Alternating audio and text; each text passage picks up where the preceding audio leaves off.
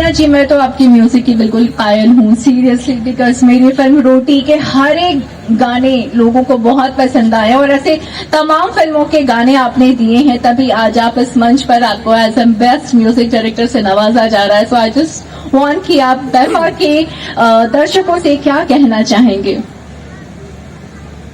और 2 लाइन सुनाना भी पड़ेगा।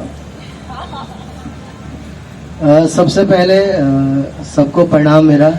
और हमें पता नहीं था कि हम इस काबिल हैं कि नहीं हैं, और जितने भी हमारे दर्शक हैं, हमारे श्रोतागण हैं, गाने सुनने वाले, सबको प्रणाम और थैंक्स बीफा।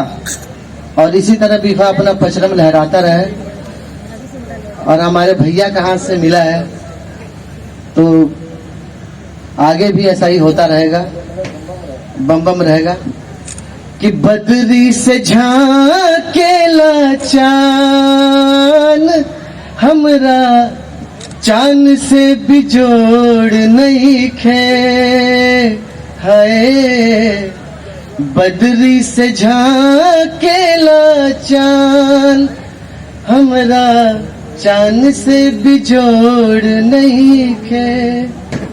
ये संगीतकार तो हैं, गीतकार तो हैं, लेकिन इनके बारे में खास बात मैं बताना चाहूंगा आप सबको कि इन्होंने एक स्कूटर से 12 ज्योतिर्लिंग की दर्शन इन्होंने पूरा ज्योतिर्लिंग का किया हुआ है।